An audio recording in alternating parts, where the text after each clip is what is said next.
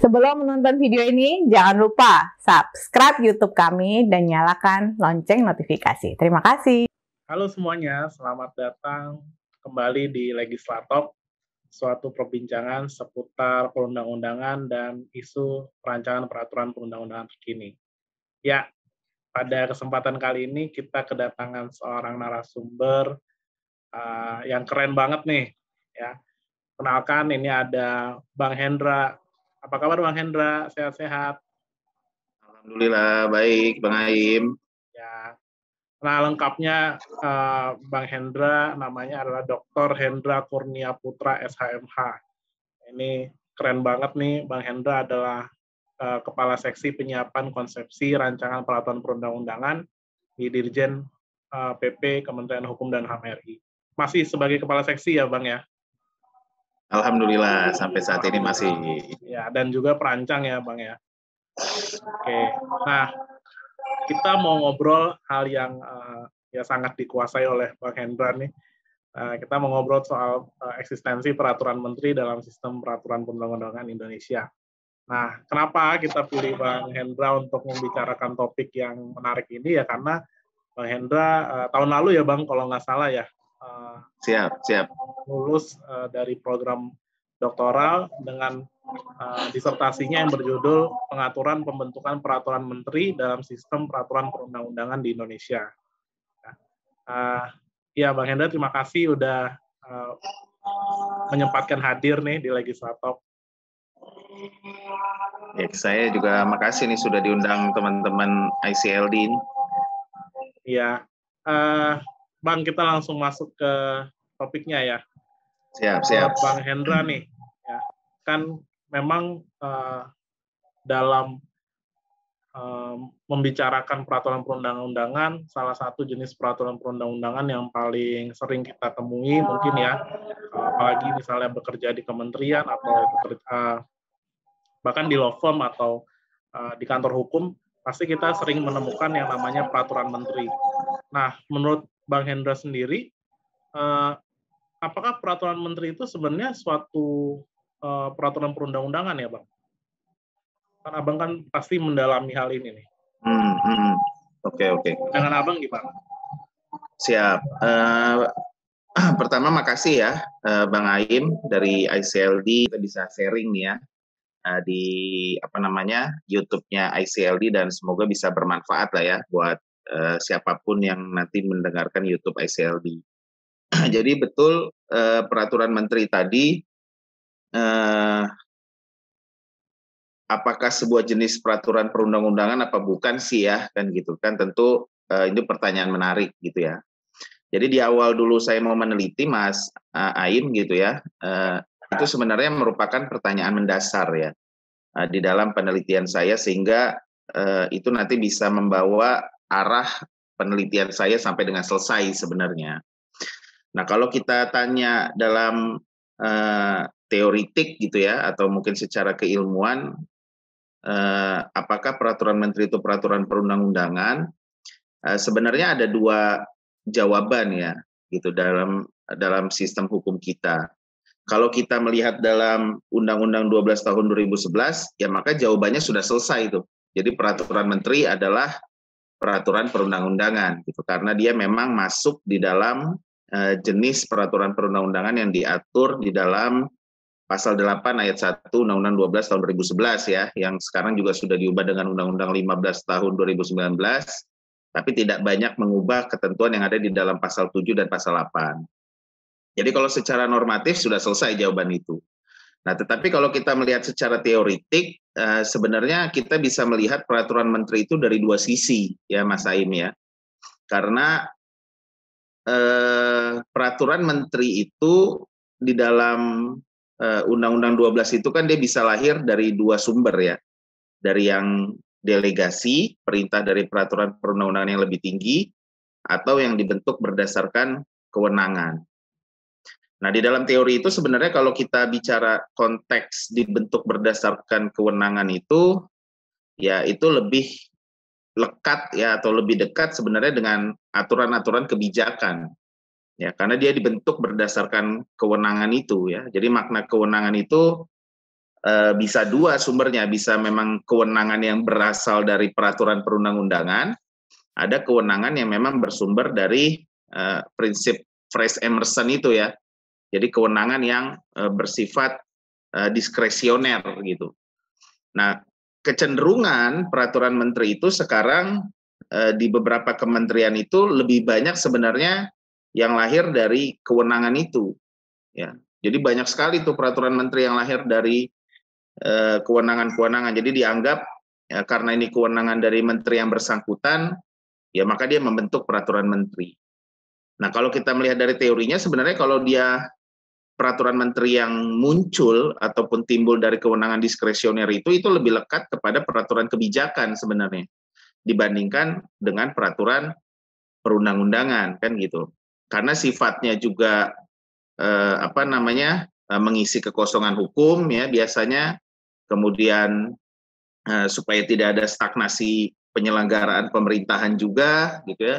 Jadi sehingga banyak tuh peraturan menteri dibuat, padahal kalau kita melihat dari induknya ya baik undang-undang ataupun PP atau Perpres itu sebenarnya tidak ada cantolan hukumnya ya untuk bisa melahirkan peraturan menteri itu. Tapi semua menteri mengeluarkan, wah ini ada kekosongan hukum nih bikin peraturan menteri. Oh ini ada sesuatu yang kalau kita tidak ada regulasinya tidak akan berjalan, dibuatlah peraturan menteri. Jadi seperti aturan kebijakan gitu ya. Padahal dalam teori hukum itu kan ada konsekuensi hukum yang berbeda juga ketika instrumen itu dalam bentuk peraturan perundang-undangan atau instrumen itu dalam bentuk peraturan kebijakan kan gitu ya. Paling tidak kita bisa melihat dari mekanisme pengujiannya lah ya. Gitu. Kalau peraturan perundang-undangan ya tentu mekanisme pengujiannya di Mahkamah Agung. Tapi kalau peraturan kebijakan ya tentu kan mekanisme pengujiannya adanya di peradilan tun ya, karena dia sebagai objek dari pejabat atau usaha negara. Nah, jadi kalau ditanya saat ini apakah peraturan menteri itu termasuk jenis peraturan perundang-undangan, ya kalau dari apa yang saya teliti ya, jadi bentuk peraturan menteri itu tidak bisa kita katakan ansih semua peraturan menteri itu peraturan perundang-undangan. Gitu. Jadi kita harus melihat juga materi muatannya, ya kita bisa melihat dari substansinya, gitu. Terus dasar kewenangan pembentukannya, kan gitu. Karena kalau dia peraturan perundang-undangan, ya maka dasar kewenangan pembentukannya itu harus dari peraturan perundang-undangan. Apakah dia itu perintah dari peraturan perundang-undangan yang lebih tinggi, atau yang dibentuk berdasarkan kewenangan itu adalah kewenangan yang diberikan dari peraturan perundang-undangan, kan gitu. Yang biasanya kalau kita sebut ya delegasi yang tidak tegas lah ya, tapi ada kebutuhan untuk dibentuk peraturan menteri, tapi dalam rangka melaksanakan ketentuan dari peraturan perundang-undangan yang lebih tinggi. Mungkin itu sih Mas Ain kalau saya bisa menjelaskan. Oke, menarik ya Bang. Jadi tadi ya memang kalau kita lihat dari segi normatifnya ya dia memang udah pasti dia masuk ya dalam salah satu jenis peraturan perundang-undangan. Nah, tapi kalau kita kembali nih ke Undang-Undang 12 Bang, mengenai hierarki. Nah, ini kan menarik Bang. Kalau di sekarang di Undang-Undang 12 maupun yang sudah diubah dengan Undang-Undang 15 2019, peraturan menteri ini tidak masuk dalam hierarki di mana kita tahu undang-undang, di bawahnya ada PP, Perpres, dan lain sebagainya. Nah, tapi pernah nggak sih peraturan menteri itu masuk ke dalam hierarki, baik dari masa lalu, ataupun misalnya gimana Abang misalnya membayangkan ya, hadirnya peraturan menteri ini, apakah dia perlu masuk ke dalam satu hierarki tertentu, misalnya di bawah PP atau di bawah Perpres, gimana Bang menurut Abang? Siap. Jadi kalau kita melihat dari histori ya, dari histori sistem peraturan perundang-undangan kita, ya yang cukup menganut sistem hierarki lah ya, karena kita baru mengenal sistem hierarki itu kan ketika lahirnya ketetapan MPRS tahun 66 ya. Kemudian diganti dengan ketetapan MPR 3 tahun 2000, ya, kemudian Undang-Undang 10 2004, kemudian 12 tahun 2011, dan yang terakhir Undang-Undang 15 2019. Nah, secara histori ya dari 5 instrumen hukum ya, baik di level ketetapan MPR ataupun undang-undang, itu sebenarnya peraturan menteri itu bukan sesuatu hal yang baru kita kenal di dalam Undang-Undang 12 tahun 2011 saja ya, Mas Said. Tetapi ketika lahirnya ketetapan MPRS tahun 66 itu sudah ada ya yang disebut sebagai peraturan menteri ya. Malah kalau dulu di ketetapan MPRS tahun 66 itu dia masuk dalam rumpun peraturan pelaksanaan lainnya ya. Jadi kalau kita melihat dalam hierarkinya itu ada undang-undang tahun 1945 Undang-Undang Dasar, kemudian ketetapan MPR, Undang-Undang Garing Perpu, peraturan pemerintah, kemudian kita mengenal Kepres ya.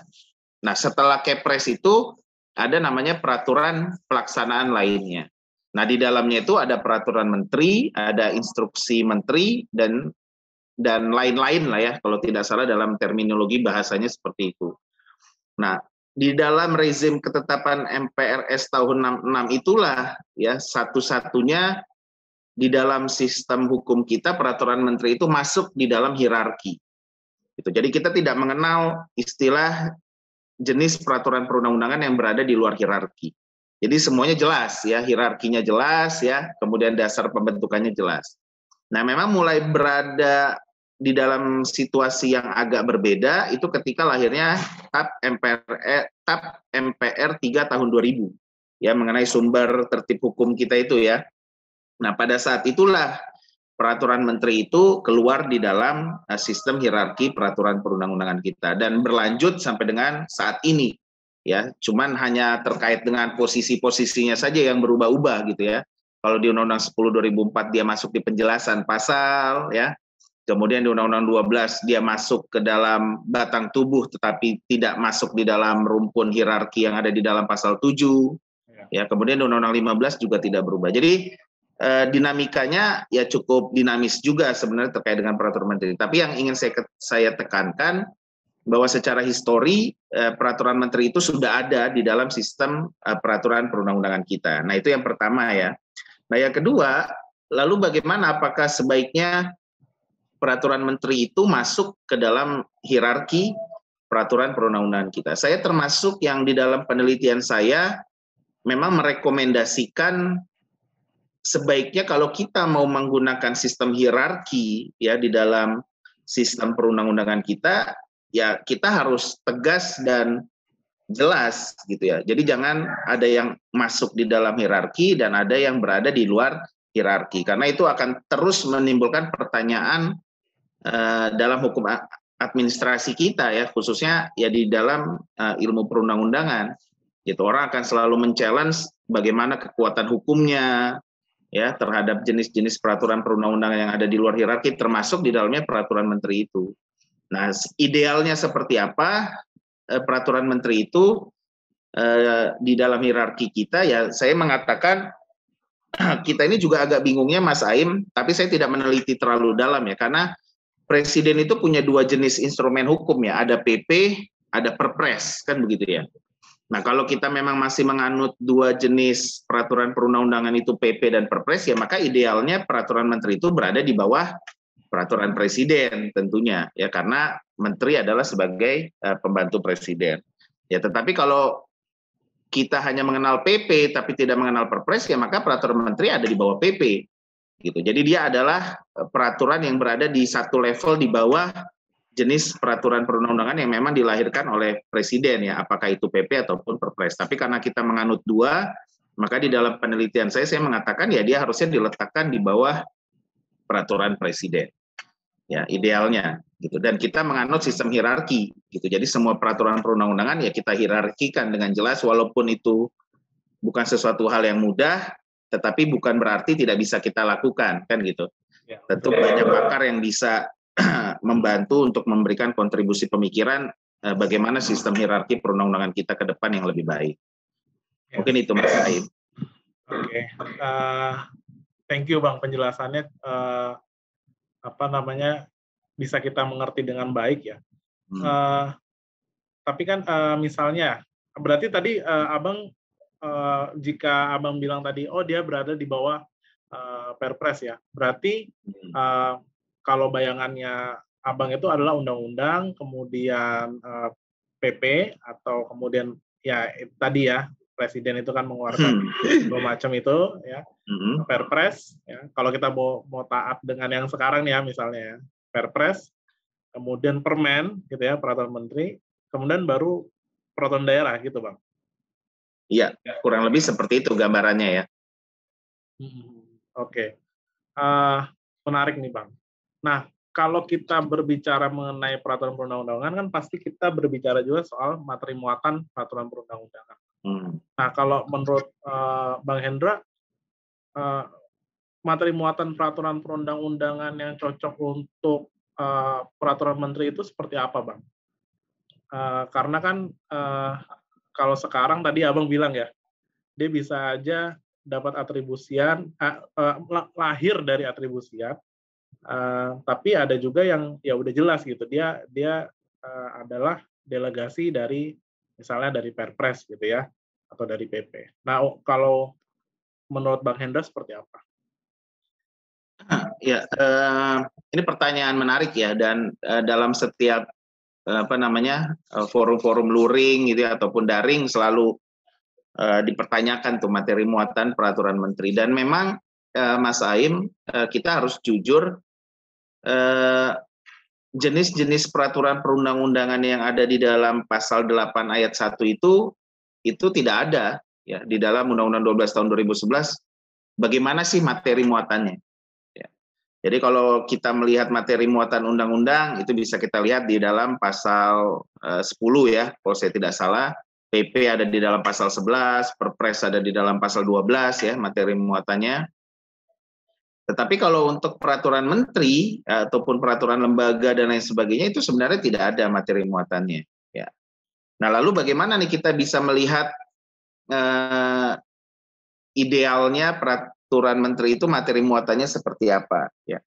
Nah, di dalam penelitian saya tentu dalam berbagai macam pendekatan teoritik ya di dalam ilmu perundang-undangan gitu ya, kita melihat juga dia secara hierarki ya, kemudian kita melihat juga secara kedudukan menteri itu sebagai pembantu presiden ya, kemudian kita juga melihat pada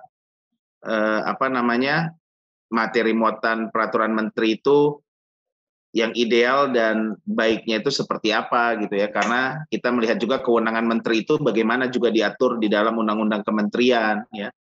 Nah, saya mengatakan sebenarnya ada 4 ya idealnya materi muatan peraturan menteri itu. Yang pertama itu seharusnya materi muatan menteri itu dia tidak boleh menciptakan kewenangan baru ya terhadap kementeriannya tentunya ya, Mas Aim. Nah, kecenderungan yang ada justru sebaliknya kan. Peraturan menteri itu banyak memperluas kewenangan dari kementeriannya. Padahal kalau kita melihat dari kewenangan kementerian itu kan kita tidak bisa lepas dari undang-undang kementerian, ya, dari perpres pembentukan kementeriannya, dan juga ada ortanya tuh ya. Biasanya ada peraturan menteri mengenai organisasi dan tata kerja dari setiap kementerian itu.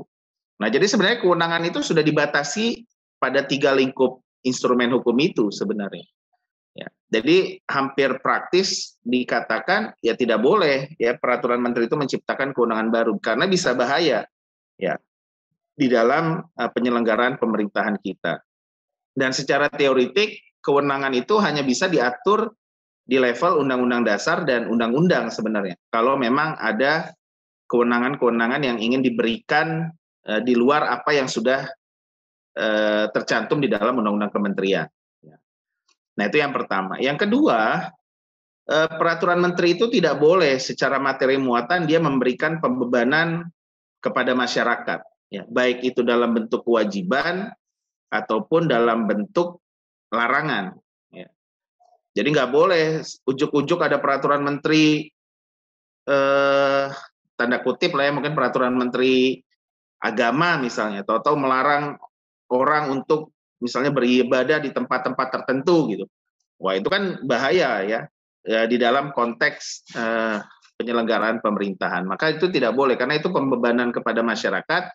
Ya itu harus diatur di undang-undang ya, karena ada teori kontrak sosial itu ya, bahwa representasi kita kan sudah diwakilkan oleh anggota DPR gitu ya, maka hal-hal yang memang akan ada pembebanan kepada masyarakat itu ya harus melalui persetujuan wakil rakyat kita, kan gitu.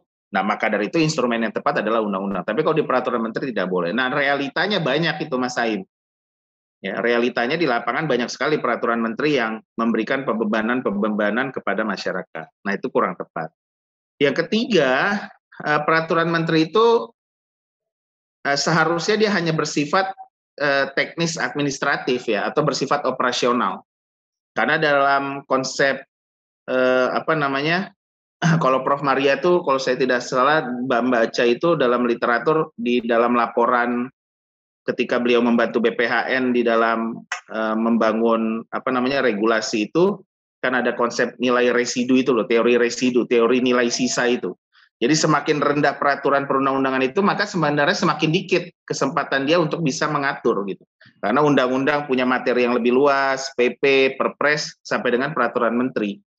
Nah, harusnya peraturan menteri itu ya karena dia berada di level bawah untuk jenis peraturan perundang-undangan yang ada di tingkat pusat, ya maka sebenarnya dia hanya tinggal melaksanakan ketentuan-ketentuan yang ada di levelnya yang memang diberikan mandat baik dalam undang-undang, PP ataupun Perpres. Maka dia hanya bersifat teknis administratif saja, operasional.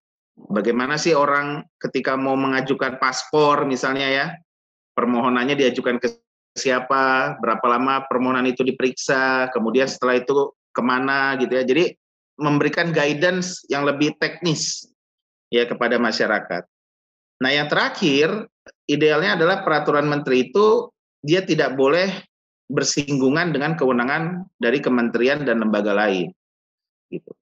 Nah, itu batasan materi muatan itu ya benar-benar harus dijaga gitu. Jadi tidak mungkin ada peraturan menteri sosial ya itu bisa mengambil kewenangan dari misalnya peraturan menteri kesehatan gitu ya, walaupun sama-sama mengatur mengenai rehabilitasi misalnya. Atau peraturan Menteri Hukum dan HAM mengambil kewenangan dari peraturan Jaksa Agung misalnya. Ya, jadi tidak boleh gitu karena kewenangan itu sudah dibagi habis ya di dalam sistem pemerintahan kita dan itu sudah tertuang di berbagai macam undang-undang sektornya juga gitu. Jadi hampir praktis sebenarnya tidak boleh ada materi muatan peraturan menteri itu yang melampaui dari kewenangan yang memang sudah dibatasi dari undang-undang kementerian. Gitu. Mungkin 4 itu sih, Mas Aim, yang di dalam rekomendasi penelitian saya idealnya materi muatan dari peraturan menteri. Gitu. Ya, Bang. Aku tapi boleh follow up sedikit ya, dan mungkin pertanyaanku agak nakal nih, Bang. Terkait tadi itu, yang terakhir, yang keempat, bahwa dia tidak boleh melampaui kewenangan yang sudah diberikan gitu ya. Apalagi terkait kementerian. Nah, tapi kan pada kenyataannya ini antar kementerian sering terjadi sekarang sering dipakai kata disharmoni lah. Ya. Misalnya saya ambil contoh yang waktu awal-awal kita menghadapi COVID lah.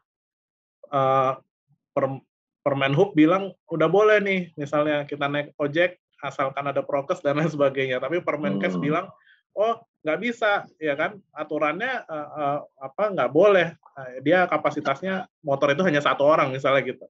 Nah ini kan menarik nih, memang ada 2 persinggungan dalam satu kalau kita lihat transportasi online gitu ya, berkaitannya dengan COVID misalnya seperti itu ya. Nah gimana nih membatasinya, tadi kalau tadi Bang Hendra bilang dia nggak bisa mengatur yang di luar kewenangannya. Tapi kenyataannya sehari-hari kita hadapi ada hal-hal atau materi-materi yang dia mau tidak mau bersinggungan nih dengan kementerian lain misalnya atau lembaga lain. Gimana Bang ini menjawab hal ini? Ya, makanya tadi saya katakan realitanya dan faktanya banyak ya, Mas Saim. Jadi waktu meneliti disertasi itu ya, itu kalau mau dikumpulkan sebagai bahan data itu bisa-bisa datanya paling tebal sendiri daripada isinya ya, karena saking mungkin banyaknya disharmoni ya di level peraturan menteri kan gitu. Nah, tapi saya tidak mau masuk ke case per case ya, karena kalau masuk case per case ya tentu akan sangat banyak dan sifatnya akan sangat kondisional. Nah, maka dari itu saya mengatakan kalau memang ada materi muatan ya tanda kutip bahwa itu tidak mungkin ya hanya bisa dilaksanakan oleh satu kementerian ya karena sifat dan dampaknya yang ini akan juga berdampak pada sektor yang lain, ya maka sebaiknya level peraturan perundang-undangannya ya ditingkatkan gitu. Nah, seperti apa yang Mas Saim sampaikan ketika masa pandemi, ya tentu banyak ya case-case itu. Belum lagi kalau ada peraturan menteri baru dikeluarkan, nanti ada lagi perda ya yang menganulir juga, yang tidak mau menginduk dengan peraturan menterinya. Belum lagi dengan kementerian yang lain yang tadi Mas Saim sampaikan, ya maka levelnya harus kita pertimbangkan. Berarti tidak tepat kalau itu diatur di level peraturan menteri secara materi muatan, kan gitu. Nah, yang sering terjadi dalam masyarakat itu, yang sering terjadi di setiap kementerian itu, ya dalam waktu saya meneliti itu, ya karena dianggap peraturan menteri itu adalah peraturan yang mudah, ya untuk dibuat, ya mudah untuk diproses, gitu ya, sehingga maunya bypass kementerian itu. Udahlah daripada dengan perpres atau dengan PP, apalagi dengan undang-undang, prosesnya panjang. Kemudian ya cukup memakan waktu yang lama, padahal ini dibutuhkan sangat cepat ya. Akhirnya buat peraturan menteri. Nah, ketika peraturan menterinya lahir, ternyata dampaknya tidak hanya pada sektor itu saja kan gitu. Nah, itu yang seringkali menjadi bola panas ya gitu. Nah, seharusnya ke depan kalau saya ditanya kalau terjadi seperti itu apa ya, maka leveling regulasinya ditingkatkan. Gitu. Kalau memang tidak tepat di level peraturan menteri ya maka dia dilakukan di level peraturan presiden atau PP ya atau mungkin undang-undang. Kalau memang dibutuhkan dalam rangka skup yang lebih luas gitu ya, apalagi mau memberikan sanksi. Ya kalau dia tidak prokes ada yang mau kena sanksi denda, ada yang mau kena sanksi kurungan dan lain sebagainya. Itu kan kalau dengan peraturan menteri seharusnya secara teori itu harusnya tidak boleh kan gitu. Nah, itu yang pertama. Jadi kita harus melihat leveling regulasinya. Yang kedua, ya maka satu-satunya jalan untuk mencegah itu adalah proses harmonisasi. Ya, maka dari itu proses harmonisasi di level peraturan menteri itu sangat penting. Ya, sangat penting untuk dilakukan dan sangat penting untuk dilaksanakan dengan baik. Ya, karena satu-satunya pintu terakhir untuk mencegah terjadinya disharmoni itu ya di proses harmonisasi itu. Gitu. Nah, tentu ke depan juga proses harmonisasi ini harus terus diperbaiki dan diperkuat gitu ya, sehingga fungsi itu juga bisa benar-benar dilaksanakan oleh Kementerian Hukum dan HAM secara baik gitu, sehingga bisa meminimalisir disharmoni di level peraturan menteri dan lembaga gitu ya. Mungkin itu sih Mas Ain. Ya, oke. Tadi menarik ya antara peraturan menteri dan peraturan menteri. Nah, tapi ada satu lagi nih Bang yang orang suka bertanya, terutama antara peraturan menteri dan peraturan daerah nih. Satu sisi peraturan daerah, kalau kita mau lihat di pasal 7 Undang-Undang 12.11 itu kan jelas ada di dalam hierarki. Tapi peraturan menteri ya tadi Abang udah jelaskan, dia sebenarnya nggak masuk di hierarki ya, dia adanya di pasal 8. Nah, kalau ada satu pertentangan atau ya orang bilangnya disharmoni, ini gimana nih Pak, posisi peraturan menteri ini? Karena kalau kita lihat ya, menteri itu kan sifatnya juga nasional gitu permasalahannya.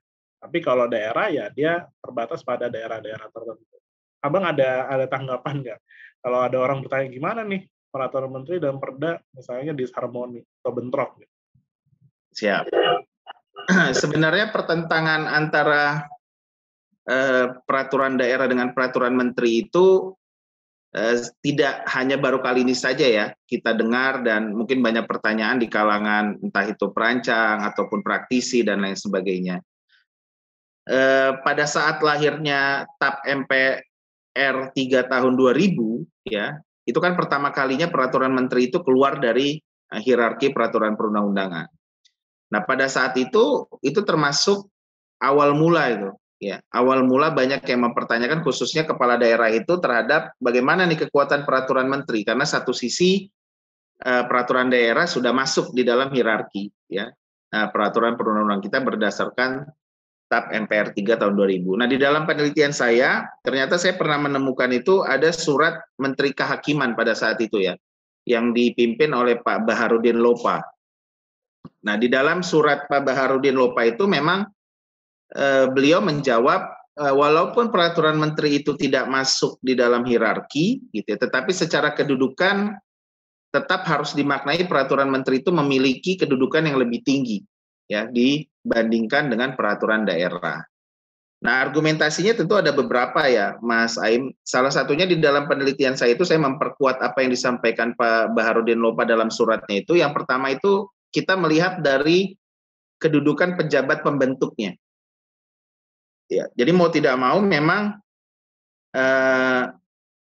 harus kita lihat kedudukan menteri itu tentu dibandingkan dengan kepala daerah ya lebih tinggi menteri, gitu. Karena di dalam konstitusi kita itu sudah dinyatakan dengan jelas bahwa presiden itu dibantu oleh menteri-menteri. Jadi sebenarnya apa yang dilakukan oleh menteri dalam bentuk kebijakan apapun itu sebenarnya adalah kepanjangan tangan dari presiden, gitu. Karena menteri adalah sebagai pembantu presiden. Jadi dari kedudukan pejabat pembentuk, ya tentu menteri mempunyai leveling yang lebih tinggi, ya, dibandingkan dengan gubernur ataupun bupati. Nah, itu yang pertama. Yang kedua, kita melihat dari jangkauan pengaturan. Ya. Kalau kita melihat dari konsep ilmu perundang-undangan kan jangkauan pengaturan peraturan daerah itu tentu tidak seluas dengan jangkauan pengaturan yang ada di peraturan menteri. Misalnya peraturan gubernur Provinsi Sumatera Barat, ya skup jangkauan pengaturannya hanya untuk Provinsi Sumatera Barat saja. Jadi tidak mungkin melampaui ke provinsi yang lain, kan gitu. Begitu juga peraturan bupati, begitu juga peraturan wali kota misalnya. Jadi skupnya tentu lebih kecil, ya, dibandingkan dengan skup jangkauan pengaturan peraturan menteri. Karena kalau misalnya peraturan menteri lingkungan hidup, dia misalnya mengeluarkan pedoman, ya, mengenai misalnya hutan lindung atau dan lain sebagainya, ya maka itu akan berlaku untuk semua provinsi. Gitu. Tidak hanya terbatas pada provinsi-provinsi tertentu. Gitu. Nah, itu di dalam penelitian saya memberikan penjelasan itu dari melihat dari dua alasan itu, yaitu cukup memberikan argumentasi bahwa tentu peraturan menteri memiliki secara material, ya, bukan secara formil. Kalau secara formil, ya tentu kita sudah bisa melihat dari norma pasal 7 dan pasal 8. Tapi secara material, ya, secara makna sebenarnya secara eksplisit, ya kita bisa melihat bahwa peraturan menteri itu dia berada di atas dari peraturan daerah. Gitu. Dengan dua pendekatan tadi, ya, di dalam penelitian saya, melihat dari pejabat pembentuknya dan juga melihat dari jangkauan pengaturan dari setiap jenis peraturan perundang-undangan tersebut. Mungkin itu, Mas Ain. Thank you, Bang, penjelasannya nih. Ini semua menjadi jelas nih. Oke. Terakhir, Bang, kalau boleh saya berikan pertanyaan nih, Bang. Ya. Memang kalau kita lihat dari segi kuantitas, ya, peraturan menteri ini sangat banyak, ya. Betul. PSHK di beberapa tahun lalu itu mengeluarkan penelitian, salah satunya melihat atau menemukan ada 8.300-an peraturan setingkat kementerian atau lembaga nih, ya, dengan jenis peraturan menteri, peraturan kepala lembaga, dan lain sebagainya. Nah, dilihat dengan banyaknya peraturan menteri atau peraturan kepala lembaga ini menjadi penyumbang masalah nih, Bang. Disharmoni tadi, ya, Abang udah jelaskan, dan tentunya ya kita sering pakai istilah ini hyperregulasi, banjir regulasi, dan lain sebagainya. Nah, kalau Bang Hendra melihat fenomena ini gimana nih, Bang?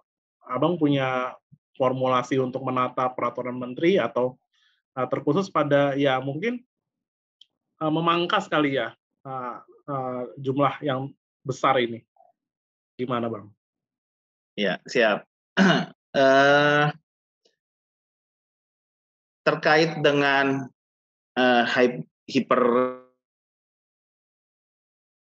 regulasi, ya, kemudian disharmonisi di level peraturan menteri karena jumlah yang banyak, secara data dan fakta itu memang tidak bisa dibantah ya. Karena di dalam penelitian saya juga saya melakukan dari tahun 2011 pasca Undang-Undang 2011 itu lahir sampai dengan 2017 paling tidak, karena saya mulai meneliti 2018, memang itu pertumbuhannya dahsyat ya, peraturan menteri dan lembaga. Jadi paling tidak tuh setiap tahun itu pasti di atas 1.500 dan sekitar mungkin 70%-nya yaitu diproduksi di jenis instrumen peraturan menteri ya, dibandingkan dengan peraturan lembaganya ya, baik yang lembaga independen, LNS, LPNK dan lain sebagainya. Jadi secara data memang tidak bisa dipungkiri. Nah, lalu metodenya bagaimana nih untuk bisa memperbaiki jumlah peraturan menteri di Indonesia ini? Ya tentu harus dilakukan secara komprehensif ya, Mas Aim, dalam arti Undang-Undang 12 tahun 2011 mau tidak mau juga memiliki peran yang cukup penting ya untuk bisa memperbaiki jumlah peraturan menteri yang terus bertambah di Indonesia. Yang pertama itu saya termasuk yang mengusulkan norma yang ada di dalam Undang-Undang 10 tahun 2004 itu menurut saya jauh lebih baik ya. Jadi peraturan menteri itu dia hanya bisa lahir kalau memang hanya ada delegasi dari peraturan perundang-undangan yang lebih tinggi. Gitu. Jadi kalau mau membuat peraturan menteri ya harus ada perintah. Kalau mau peraturan menteri yang dalam bentuk peraturan perundang-undangan, ya. Kalau mau bentuk peraturan menteri yang aturan kebijakan ya silakan saja. Karena itu metode dan pengujiannya tentu nanti akan berbeda lagi. Tapi ini kita bicara dalam konteks perundang-undangannya, ya saya termasuk yang merekomendasikan peraturan menteri yang dalam bentuk peraturan perundang-undangan itu ya cukup saja dari perintah peraturan perundang-undangan yang lebih tinggi, ya. Karena dia fungsinya adalah untuk melaksanakan peraturan perundang-undangan yang ada di atasnya. Ya kalau istilahnya Mbak Fitri itu mengatakan ya dia dalam rumpun peraturan delegasi lah ya.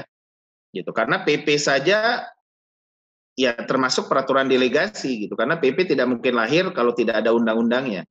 Gitu. Jadi agak anomali ketika ada peraturan menteri yang bisa lahir kalau tidak ada peraturan perundang-undangan yang lebih tinggi yang memberikan mandat ataupun perintah untuk dilaksanakan dalam bentuk peraturan menteri. Nah itu pertama.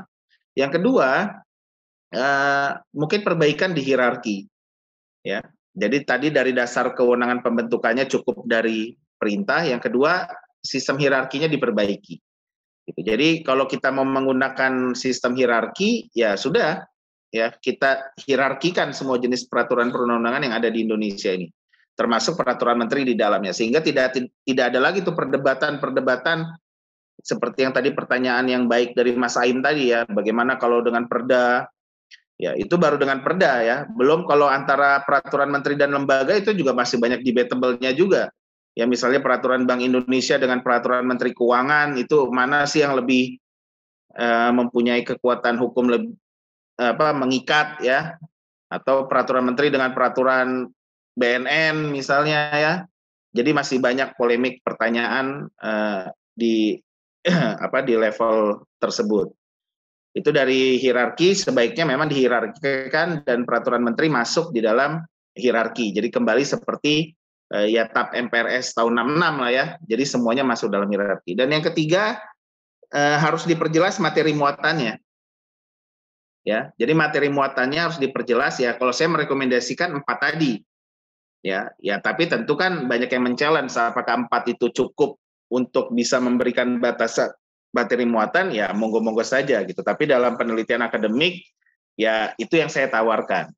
Gitu. Jadi sehingga dasar kewenangan pembentukannya jelas, kemudian kedudukannya dalam hierarkinya jelas, dan yang ketiga materi muatannya juga jelas. Nah mudah-mudahan dengan adanya perbaikan di 3 instrumen tadi, ya itu juga bisa mencegah adanya disharmoni dan juga bisa mencegah hiperregulasi di level peraturan menteri.